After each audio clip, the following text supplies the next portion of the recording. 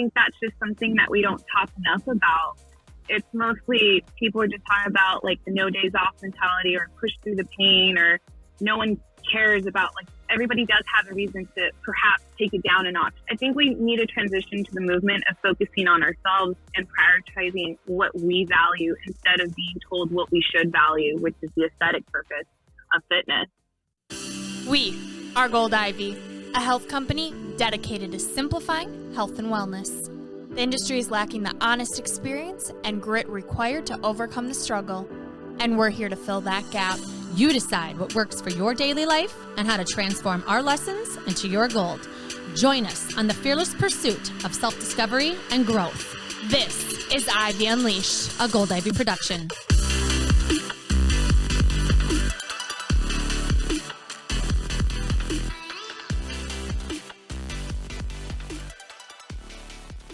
Welcome back. You are listening to Ivy Unleashed here with Brooke, Andrea, and we have a very special guest that I'm so excited to dive into. She is a powerhouse personal trainer that we've been following, and we cannot wait to pick her brain today. So excited. We have with us today a certified personal trainer, certified nutritionist, certified core conditioning specialist, lifestyle and weight management coach, and the creator of Healthy Habit for Life course. So Kat, Loya, welcome to Ivy Unleashed. What is up, you guys? Thank you so much for having me on. I am just as excited as you guys are. You are phenomenal. And just thank you so much for taking the time. Yes. Oh, we're so happy you're here. And I love that you are in the best environment outside and inside. Can you explain where you are in the world right now?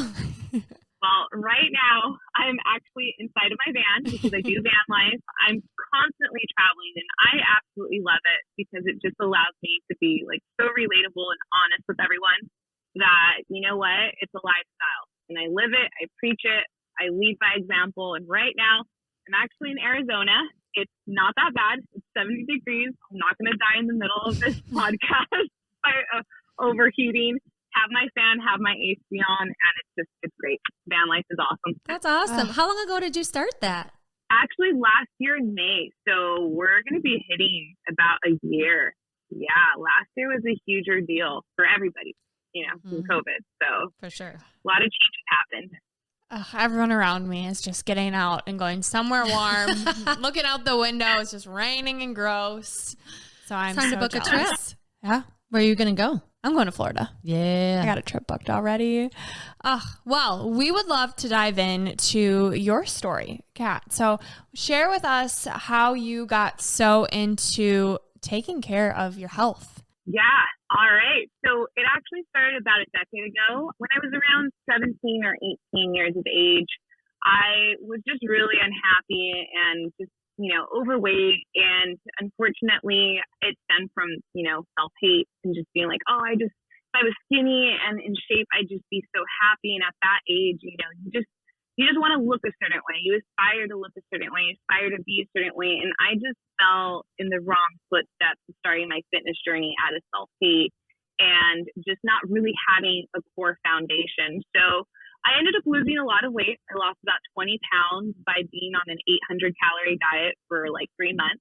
I lost my period and my hair fell out. My nails got brittle and I knew that was not sustainable. So I ended up gaining the weight back. But in the fitness industry, it's a lot of ups and downs, meaning a lot of trial and error. So I eventually noticed that, hey, you know what? Maybe if I just ate healthy, like that would probably be the best bet. And I got that down.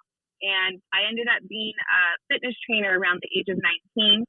And at that time, when was that? Like 2001, I want to say. That was it. That was around 19. And that time itself, bodybuilding was in. You know what I'm saying? Like we can all relate to that. Like just aspiring to be a bodybuilder. And that was my prime. Like I really wanted to do that. And I learned how to count macros. I learned how to just carb cycle and all of that. And that was my life. It was the gym. It was the aesthetic. And eventually, fast forward about 5 years later, I was 25 and I ended up getting divorced. And that was really the breaking point for me to understand, mind you, the divorce was not all my fault. Divorce takes two people. Okay. So it was not all my fault. And I realized, I'm like, you know what? Like, my whole life was so centered around aesthetics and just being extreme, just taking it to the next level every single day, like nonstop, no days off in my business, in my personal life, in the aesthetics. So when I got divorced, I had to do the like deep, like crucial, painful, deep work about, you know what? Like, there's more to life. I need to find something that's sustainable, something that I can balance out and be happy. So I've been through a lot with the fitness industry, and I can see the ups and downs and the BS that's in the fitness industry. And that's what I really value talking about, making sure people don't walk in that footstep. And what is that BS? There's a lot. So good thing we have some time on the podcast to talk about it. But I would say, honestly, for anybody who's on Instagram, you know what I'm saying? Like, you guys see so many superficial things and not really tailoring and catering to yourself as an individual and asking yourself, what is worth it in my personal lifestyle? It's not about her, not about the other chick that's famous on Instagram or the chick who's got the BBL, you know, and is selling her booty program. It's not about that. It's about being centered within yourself and asking, what is it that I really want? You know, is it to run around with my kids and not feel winded after like chasing them for 30 seconds? There's just so much to life in the fitness industry that we're not talking about on the non-aesthetic level. It's about being happy, being healthy in all components of health. That's really what it comes down to.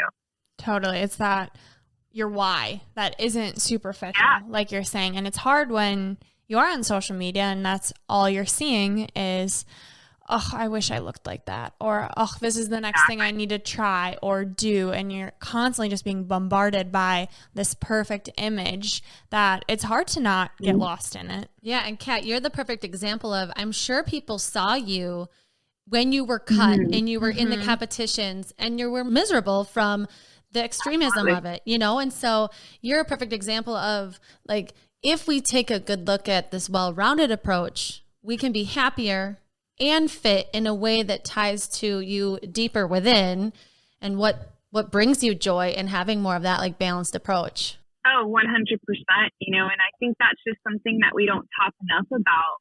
It's mostly people are just talking about like the no days off mentality or push through the pain, or no one cares about like excuses or whatnot. But I think if you look at things in a lifestyle aspect, everybody does have a reason to perhaps take it down a notch. I think we need to transition to the movement of focusing on ourselves and prioritizing what we value instead of being told what we should value, which is the aesthetic purpose of fitness. So. Totally. And that's something that we preach day in and out is listen to your truth. There is no one size fits all when it comes to exercise. You know, it's really about movement and figuring out what is going to make you feel good and whatever that looks like for you. So I'm curious, Kat, how do you, when you're working with a client, how do you help people figure out what that is for them when they have this idea of what it should be? Now, that's an excellent question. I absolutely love it because I take the time in my one-on-one coaching approach. It's a lifestyle thing. So I ask them very sincere questions and very deep questions to find out where this is rooted from. And if they're the proper client for me too, because if they're like, you know, I just want to get shredded, like we're not going to work together. You know what I'm saying? Like I want to see what is the one change. For example, I work a lot with women. They're like, you know, I don't want to go to the doctor and the doctor tell me I'm going to die. Like, I'm tired of it. Like, I know I have to change it. It's very psychological. So we really pinpoint that why, and we start stacking on habits. We focus on something that's super, super easy, and that gives them the momentum to see, hey, you know what? I got this. Like, I can add something else on. I have to do a lot of internal work in the very beginning. Just mostly it's starting off with anybody's why, and that why needs to be like the emotional aspect, not the physical. Yeah. And I think thinking about the doctor and thinking about what exercise means for those numbers, you know, we talk a lot about like it benefits your health and well-being, but we haven't really dove into the science behind exercise. I know we've kind of talked about that with you. Can you elaborate kind of why this is so important on a scientific level and what exercise does for you as far as, you know, your internal numbers and things like that? Yeah, of course. So I only work with women. I used to work with men back in the day, and it's just full spectrum, male or female. We have to exercise. I mean, it just helps all together in your aging process to make it not so bad, in the sense of, for women, osteoporosis, for example, we're very prone to that. And the only way that can really help bone density is by building muscle, working out every single day, and most importantly, the mental aspect of just having a clear mind and being able to show yourself that you can stay committed. So all around, it plays hand in hand. Exercise will help you physically feel better, your whole body, effortlessly. If you just, for example, start walking. A lot of my clients, they start off walking because they don't know what to do at a gym. Week 2, we tackle that. But they start to feel better, which will force them to do more. And then they can tackle on the nutritional aspect. I love that. I think you can tie more to the personal why. And then there is something about taking care of your body in a way that, like, this will improve the health of your heart. And we need our heart to function. And it will improve your mental capacity to function and to be able to do your job, or, like you said, move with your kids or whatever it may be. I think kind of knowing the science behind it and knowing how important it is, you know, a doctor's going to say it, but what does that mean for you? So kind of tying it back to, okay, that could start with walking. Right. Walking will benefit your cardiovascular health for sure. Yeah. And then you show yourself, I can do this. And hey, I feel good doing this. What else can I do? And it becomes that inner challenge. Exactly. Because I think where a lot of trainers fail is that they give their client 20 different things to do in the beginning. After I ask them, hey, like, what is your actual goal? I take the time to really be like, you know what, this is the most important thing. So that way I know she has momentum to do more next week. And she sees the progress. She can do a little bit more on the 3rd week and then a little bit more on the 4th week. I think sometimes trainers, they just put too much.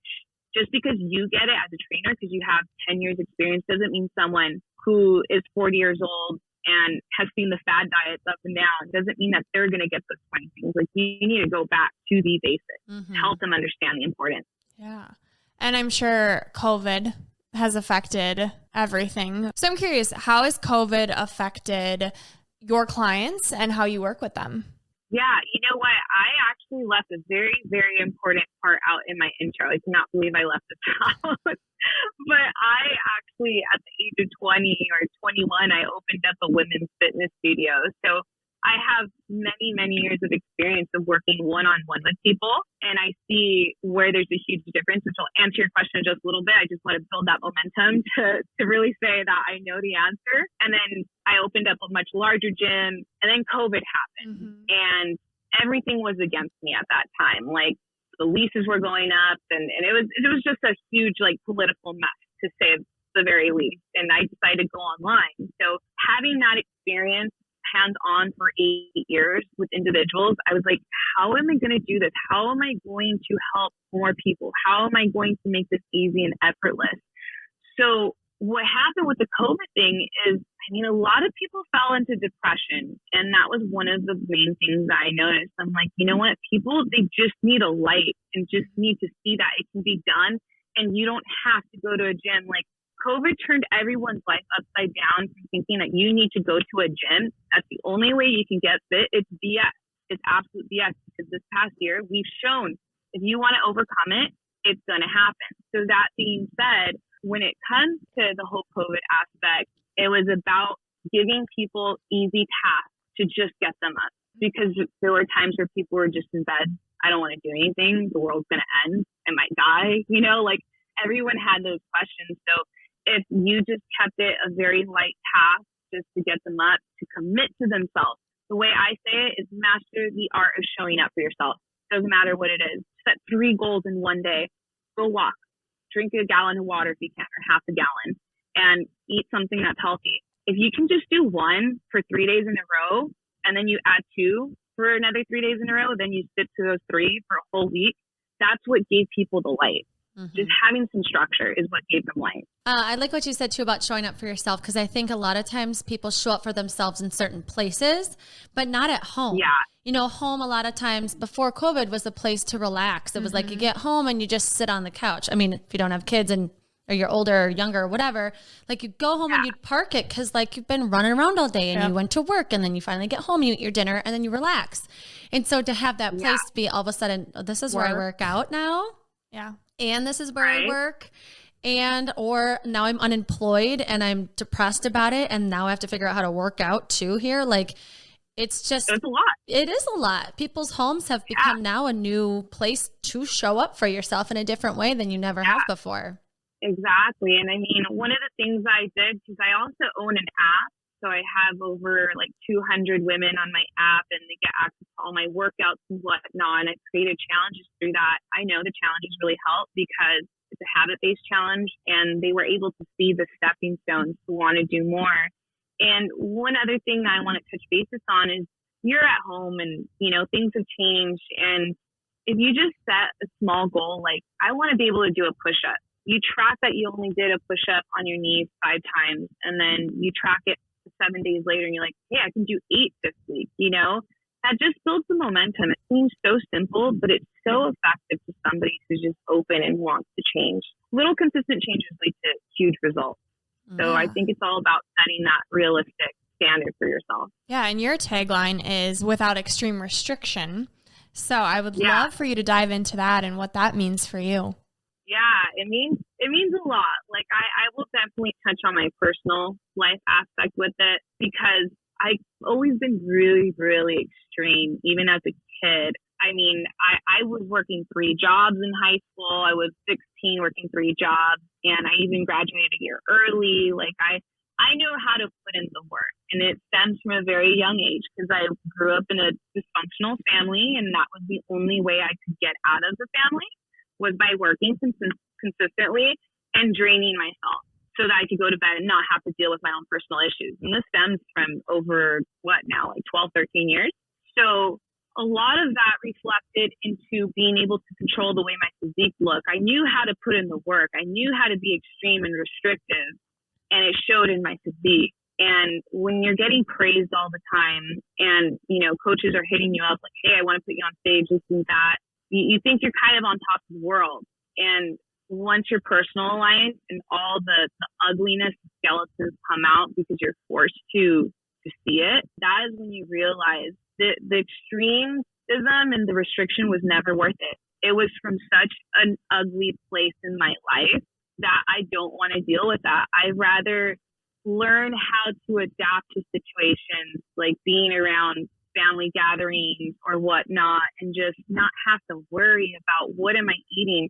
I just want to learn how to be more intuitive, in tune with myself, because for me, extremism and restriction just brings me back to an ugly part of my life. And I just don't want to deal with that. I did the work. I just want to do better. I want to work with it instead of war with it. And I just want to do every single day. I just want to do better.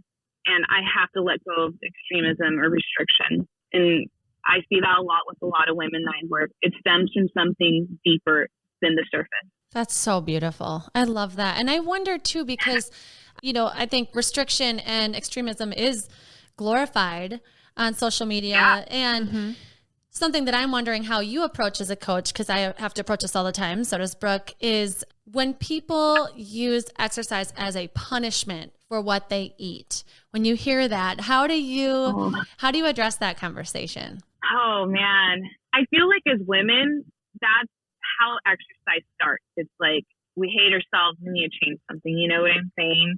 And once you let go of that idea of like, it's not about what I ate yesterday, it's not about how I want to look, it's about how I want to feel. You then venture out to exploring things that you genuinely like, so it doesn't feel like a vicious cycle. We see cardio buddies all the time, and chances are they're probably in that mentality about like, oh, I ate like crap, now I need to go run 7 miles and make up for what it is. And they absolutely hate it. If you just ventured off doing something that you genuinely liked and took aesthetics out and took the food or burning calories out of the equation, you will be so much more consistent in the long run, instead of going back in that vicious cycle of binge eating, then trying to burn it all off. If you just were consistent and happy in one point of your fitness journey, it will flourish into the other components that you're really lacking. So I always tell people, do something you love, something you're consistent with. For people who don't know what they love, how do you recommend they find that? Because a lot of clients are like, I hate exercise. Like I do it because I know that it's going to help, but I hate it. Like any movement, ugh. Yeah, no, that's very true. I do get that question a lot, but anything that just has piqued your interest, tiny little piece of interest, just go out and do it, but commit to it. Like say, you know what, I'm going to commit to this for a week. And within that week, you'll have pretty good judgment. I would say more so 2 weeks. Let's just say 2 weeks. You'll have pretty good judgment about like, can I do this for a while? Like, is this consistent for myself? And if not, then jump to the other thing that has piqued your interest. And if you think about it, if you did that for 2 weeks, both of them, that's 4 weeks of exercise that you've been trying. And you're going to see that, whoa, I see a difference. Like I feel better. I'm not bloated anymore. And that, just seeing that you had some pieces of results is what's going to actually pique your interest to want to do something in a committed level. So I say pique interest, do it, commit 2 weeks, and you trust me, it will give you momentum to do. I promise. Your answer, it speaks to something that we always talk about, coming out of a place of curiosity and also being intuitive. And when you approach it with curiosity and not guilt and shame, I have to do this. Like, no, I get to do this. What do I want to do? And it helps you become more intuitive of, okay, how did my body feel? How did this make me feel? Which is, I think it's a hard mindset shift. It's easy for you to say, well, right, like, yeah, you should do that. So I'm curious, Kat, when you say, you know, you did the work and sounds like that was the exact mindset shift that you had. What did that work look like for you? So the work was post-divorce for sure. I knew I had to do therapy. I don't think therapy, I don't know why it's a taboo to talk about it or whatnot. I mean, we talk about exercising. That's a form of therapy, not mental necessarily, but I did the work in the mental aspect. I went to therapy for, I would say, about 8 months. I felt pretty good at the 8-month mark. I don't know why we didn't talk longer, but I know that COVID had something to do with it. So I had to really get down to the nitty gritty. And a lot of these things like stem from my childhood because I acknowledged the fact that I was always extreme. And long story short, my divorce ended. I never understood it until it happened to me about what people meant that we just grew apart. I never got that. I never understood it until it happened to me. And we were both very extreme. He was a successful business owner, so was I, and we just cared more about business. And that was what I had to talk to my therapist about. Like this crap that I'm so obsessed with, has ruined my personal life. It stems deep from my childhood. And I had to do a lot of self-help. I had to, at that time, I stayed away from men altogether. I knew myself well enough that I didn't want to fall into that trap of trying to sound a rebound or none of that. Like I focused so much on me and pinpointing what exactly was hindering my personal life. And I tackled it full on because that's one of my qualities is that I'm a doer. I will tackle it right away, but now I know how to balance it without it affecting my personal life in the sense of it takes control of every other aspect of my life. So yeah, therapy works. We agree. I love my therapist so much. Yeah, it just shows too, like that connection of being able to take care of yourself requires you to dig deep. And I think even, exercise, when you hear that word, some people, it's like a block. They're like, ugh, and it's just part of taking care of yourself. And sometimes we resist that. I think people are afraid to take care of themselves sometimes because what will that mean for me? But just to tie that mental piece back into fitness, you have on your Instagram, you are the most valuable investment you'll ever make.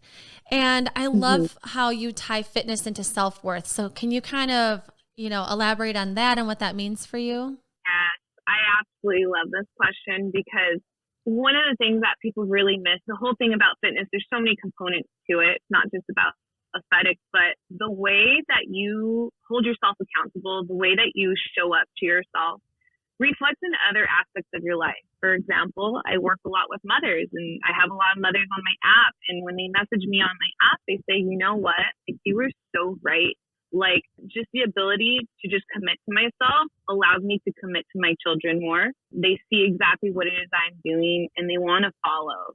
So when you're able to really hold yourself accountable in whatever way works best for you, it flourishes and it comes back 10 times more when you really show up for yourself. And it's just like as simple as that saying, you can't pour out of an empty cup. You have to commit to yourself. You have to show that you can put yourself first so you can give more to others, because you can give now. You can give now even if you're drained, even if you're tired. You can give so much more, and it will be so much more authentic and loving in every component of your life. Yeah. That was so That was beautiful. so beautiful. It reminds me of what Nikki, we had an acupuncturist, we recorded with her yesterday, and we're talking about mental health and exactly what you're saying. And she looked at me, she's like, you need to be selfish. And I'm like, I don't know how, but it goes exactly to what you're saying. And what we preach all the time too is you can't pour from an empty cup. You have to fill up your cup first. It doesn't make you selfish. You have to be able to replenish yourself to give back more, because you feel amazing when you give back, like just helping others. That should be another form of replenishing yourself. At the same time, you need to understand your boundaries and know when you can actually give more. Mm-hmm. That's huge. The hard cycle too with fitness is starting, because you're going to get more energy the more active you are, but it's just that starting. It's that that first push, because to start anything's scary and it takes a lot of effort, and you don't always know exactly what you're going to do. So that's why having a trainer pays off. But how do you get people to just start, or are they already kind of started once they approach you? So they have done everything, in the sense of what they mean by everything is they've tried every fad diet, and we know how fad diets go. So when they come to me because they've been seeing my Instagram and, they see the amazing results that my app members have seen or have been getting, or one-on-ones, they already know what my approach is, because I'm very honest and very blunt and upfront, saying that you guys really need to focus on taking the baby steps and the right steps. So usually people will come to me with an open mind, and I just listen to them. I hear them out, and I really do my best to see where the pain point is and where this is stemming from, and how we can make this easy so that they can stay consistent in this whole entire process. You're like a therapist and trainer all in one. Which is like a dream. A lot, right? People don't really know, but I mean, personal trainers, we actually, we do the work when it comes to that, we hear everybody out. That's just if you have a good trainer. I need to say that. If you got a good one, they'll hear you out. And they'll see what it is that will help you gain the momentum so that you don't lose motivation. Because, if I talk about motivation and how, you can't rely on that one thing only, because motivation goes out the door the third day. It's all about the proper steps, the baby steps that allow you to want to do more. Keyword want, not should. It's what you want, because you've already seen some results. And you know what that good feeling feels like, and you just want more. You get addicted to it in a good way.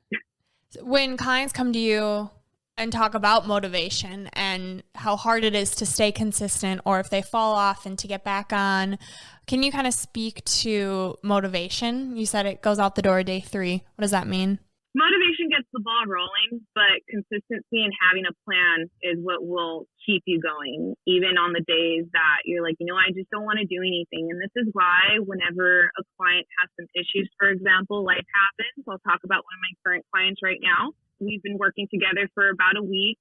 And for anybody who's gone through this, the first week, they're like, I give up.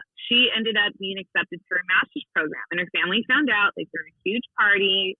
Her workout went out the window because her family had a surprise for her. And she was kind of like, I hate to admit this. I'm like, I'm not going to give out her name, but I'm like, girl, no, focus on the other 3 things. You drink your half gallon of water today. You woke up early for a little 10-minute walk. That's great. Even though you didn't do the hour that you wanted to do, that's something. You know what I'm saying? So when people are motivated, they set a list, a long list of things that will keep them motivated. It's like, no, I have to do these 100 things to be successful. Throw that out the window. It's not sustainable. Focus on 3 little major components, and focus on trying to do 2 of them, because life happens. Your kids are going to get sick. People get sick. Maybe you get called into work and you can't do your workout. We have to learn how to adapt and pivot, and just be more inspired by our efforts than it is about having a long list of things that you need to do. So just show gratitude for your effort, and that just goes a long way. You can't rely on motivation. You just can't. Focus on the other components that you can keep in control of that day. I love that. And celebrate the small victories. Celebrate what you accomplished and what you did. Focus on that, not what you didn't do. Because when you focus on more of what you did, then you're going to feel better and you're going to want to keep going. Whereas if you're like, I didn't do this, then that gets into the all or nothing mentality, I think. Oh, I know. And you know what? I love that you bring this up because I'm on the road all the time and my boyfriend's the one that drives, not me. So I just end up managing our social media accounts and whatnot. And I'm writing captions and I was looking back at a photo of myself in my first studio that I ever owned. And, you know, I was super shredded and I'm looking in the mirror in my studio and I reflect back now because I'm older and I've done the work. There was a period where I hated that period of my life, but now I look at it and like, I have nothing but love for this girl now. The girl that life is chaotic when you're that young in your 20s and you just look back on it and you feel bad for that girl. But now I'm at the point where I love her because I had so much determination and whatnot. But if I could go back in time, I wish I would have celebrated my wins. I was so eager to get to the next step. What's the next big thing? Screw what I just did. I can do better. I can do bigger. And I never took the time to show some gratitude of my small wins. And as I'm older, I'll tell you what, it gets hard to break that habit. So the sooner you accept it, the sooner you practice accepting your wins and celebrating it, the easier your life is going to feel, the better you're going to feel. And you can do that for others too, which is the most important. That's beautiful. I'm really curious about this app because I love everything you're saying, but I want to know more about this app and kind of what it entails besides the challenges. Yeah, of course. I mean, this app is actually what I designed right when COVID was going down, you know, and I knew that I had to pour my heart and soul into it. It was a new avenue for me to help so many more women than I have ever been able to before, because when I owned my gym, I was only including the 10-mile radius, you know, like I was capped off. And now that I'm online, I can help an endless amount of women. And my app, I wish I could show you guys the reviews of the amazing, phenomenal results that these women get, because this is 8 years worth of experience. So I have my programs on my app. I have everything from gym workouts to no equipment needed, to body flows, to nutrition, which is what a lot of people don't offer on their app. I have meal plans for them, or meal plan guidelines. I have a recipe book. You name it, it's all in there. It's 8 years worth of experience inside my app. And I just want to say, you guys, do your research. I dare you guys, do your research. Google me, like find everything out to know that it's legit and see the before and afters. It's just a fun way to get in contact with so many women. You can directly contact me one-on-one. I always respond, and I just love knowing that I can help out so many more people. And that's what my app has allowed me to do. What's the name of the app? My app is actually on Playbook, but in order to subscribe to my channel, my channel is just Kat Loya, but you have to download Playbook, and that link is inside of my Instagram bio. So you would get direct access and subscribe to my channel, where you're going to receive all the workouts, meal plans, direct access to me one-on-one. So I host my workouts in my app on Playbook. Very cool. So cool. And your Instagram handle so people can find that? Yes. So my Instagram handle with all the transformations, and where I want you to just literally go back to 2010 on my Instagram, scroll through everything so you guys know I'm legit. That would be Kat_Loya_training. That is my training page in regards to lifestyle and just me talking about my life, trying to inspire people and, you know, just really help people understand lifestyle and get out there. And if you love van life stuff, that's my other handle, which is Katherine_Loya. So I have 2 different accounts. Perfect. And we'll link both of those in the show notes and on our socials for you guys too. Yes. I do have a question about your nutrition aspect, because your approach is flexible and not using exercise as a punishment for food like we talked about earlier. So what is your approach when it comes to nutrition? When it comes to nutrition, I just don't believe in extreme restriction. I believe in portion control. I'm not sure if you guys are aware of food volume and whatnot, but I'm a big person of where I want to feel like I'm full, but I swap out certain food items for something that I can get more of. For example, like rice. You know, a lot of people love rice. I love rice, but I want to feel full. I rather have 3 cups of cauliflower versus 1 cup of rice because I like to eat. So I believe in portion control, food swaps, making the most obvious healthy decision possible. When you dial those things down, that's where my nutrition mindset comes in and we start tweaking things. But most importantly, it's just don't overly restrict. Don't trip about having a cookie. Just be in tune with yourself and be like, you know what, that cookie was good. Do I really want another one? Is this my emotion speaking or is this my hunger speaking? So check in with yourself. Big believer in checking in, portion control, food swap. I keep it simple. That's so good. Is it my emotion or my hunger? Ooh, I'm going to ask myself that. I love that. Yeah. I love the idea of the swapping and just thinking of healthy alternatives because sometimes people just don't know. You know, they don't know about cauliflower rice, you know, and I like to eat a lot too. So I love that idea. I like the simple. Yeah. I can't wait to look at your app. I'm so excited. Well, awesome.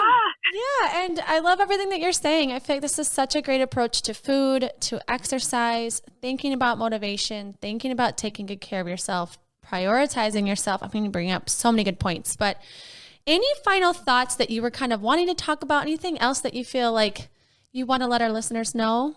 Yeah, definitely. I think personally, I would like to end my side of just really, really reaching out to every single person that's listening and really be in tune with the meaning behind this is master the art of showing up for yourself. Because for you, in a personal aspect, it could mean anything. It could mean the smallest little things of you telling someone, you know what, because you know they're toxic, like, hey, I just can't hang out today or anything like that. Like, just find ways to show up for yourself that aren't always in the physical aspect. For example, I mean, let's just say that you didn't work out, but you showed up for yourself in making healthy decisions. You showed up for yourself in hydrating.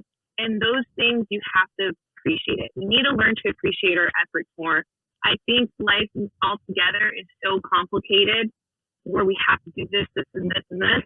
Why make our personal life and the way we feel about ourselves any worse? Like, just learn to appreciate your efforts because they will literally lead to huge results. Just continue to show up for yourself no matter what. It's that simple. I love that. So good. Well, let's jump into our 3 gold stars. Okay, so number 1, master the basics. Hydrate, sleep well, eat well, and repeat. Just keep moving. Repeat every single day. My second one is don't rely on the scale, okay? We have a tendency to rely on it all the time. Instead, have other means of progress, meaning measurement, old clothes that you can fit into, your clothes feeling looser, and most importantly, how you feel. If your goal is to run with your kids and you can run 1 minute more this time, focus on that positive. Let that be your momentum. And then my third gold star is probably the most important one. Let go of the perfectionist mindset. Let it go. Okay, it's not going to make your life any easier. There's no such thing as being perfect. Instead, focus on what's sustainable and obtainable for that time period of your life. Because life comes in seasons. There's going to be some points where we can focus a little bit more on this aspect, and there's going to be times where we need to dial it down. So focus on what you can.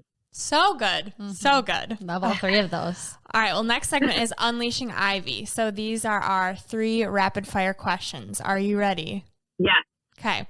Number 1, Kat. Favorite way to center yourself? To be honest, when I wake up in the morning, I just think about what can I do today in the sense of that's going to make the first part of my day feel so good to give myself that momentum for the rest of the day. So I think it starts the first thing in the morning to show some gratitude that you're alive and see what it is that you can impact. So just being able to help others. I take a lot of pride and happiness in responding to my clients and seeing everybody's progress. So just being able to focus on me first thing in the morning and then know that that's going to make me want to give 110% to my other clients is what helps me center myself, just knowing that I'm making an impact. Beautiful. Next, when you're struggling to get motivated to move, what's one thing that steers you in a positive direction? Ooh, I love that question because I think a lot of people will definitely benefit from it. I start off with something super simple. If I'm having a really crappy day and I just, I'm just not feeling it or whatnot, I will force myself to do something small. And when I'm doing that movement, when I'm in that zone, I realize in the middle of it, you know what? I can push myself. I can do this more. I can actually do it. So it's just about taking that first step, realizing, you know what? If I do something small, it's going to lead to something bigger. So let's figure this out. Let's just do it. Start small. Love it. All right. And last question. What's one thing you wish you would have known sooner? Oh, man. Can we have another hour for the podcast? One of the things I wish I would have known sooner is a bikini body does not mean, I want to say the S word. I don't know how you guys take that, but you guys all know what I mean now. Okay.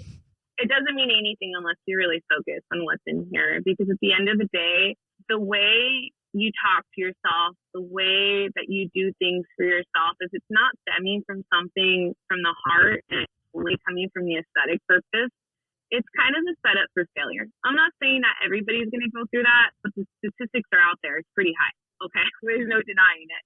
But I just wish I would have focused more on true health than aesthetics. I wish I would have learned that way sooner than the way I did. Such an important message. Everything you say is so much gold. We love that you're here. You inspire us all the time. And we're just so thankful that you took the time for us, for our listeners. And we always wrap up our show with a piece of gold, which is a quote that can inspire our audience. So do you have a piece of gold you'd like to share? Yes, it is actually, I titled my challenge this. It's called Be Resilient AF. And the reason why I love that is because everything in your life will teach you so much resiliency. And you need to show that same level of resiliency in your other components of your life to just stay committed to yourself, because you will have personal failures or downs, and just stay resilient. It will pass. You just need to learn to stay resilient AF.